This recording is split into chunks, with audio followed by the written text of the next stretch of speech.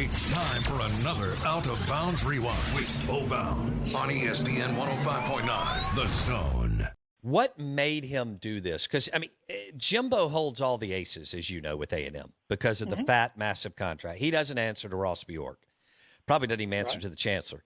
So do you think it was maybe some people that he maybe has cultivated a relationship with over the last 5 years or whatever he's been at A&M? Some big top 5, top 10 type donors that basically over a beer or bourbon at his ranch said, Jimbo, we love you, but to not get run at some point, you're going to have to make some changes. I mean, who could actually, I don't want to say put little pressure on him, but at least question him there, considering he holds all the aces? Olin? Well, I'll tell you this. A&M and their boosters have the money to buy him out right now if they want to. Sure. I know that for a fact, and I think that was something that was thrown around. And I think Jimbo acknowledged toward the end of the year that, you know what, the whole idea of calling us plays, the way college football has gotten so big, it's just a smart thing to do. He was underwhelming offense. But now part of that, you know, let's not just completely dump everything on Jimbo.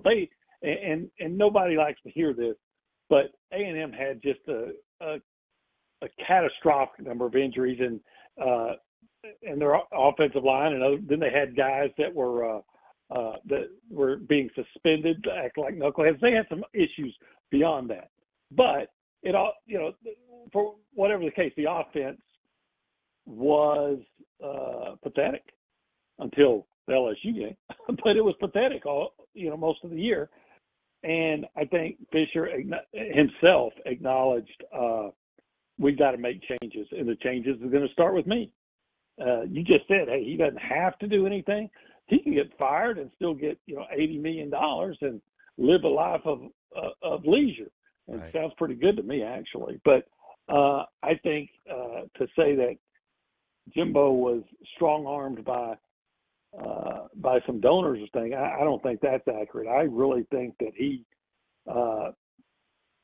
self-evaluated and said, hey, you know what, I've got to make some changes, and this is what I'm going to do. Look, the most successful coach in college history, and I think that sticks with Jimbo, is Nick Saban, and Nick Saban has somebody else call his plays. Sure. Perhaps arguably the most inept head coach in college football history, arguably, is Ed Orgeron. And he won a national championship letting someone else call the play.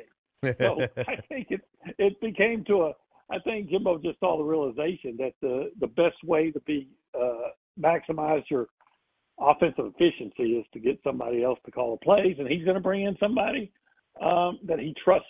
I don't think he would, along the kind of like you were saying, I don't think he would maybe trust his offense to a younger guy. I think he's going to trust it to a guy that he respects. And now, is it going to be a grease fire? Is it going to blow up? You know, maybe.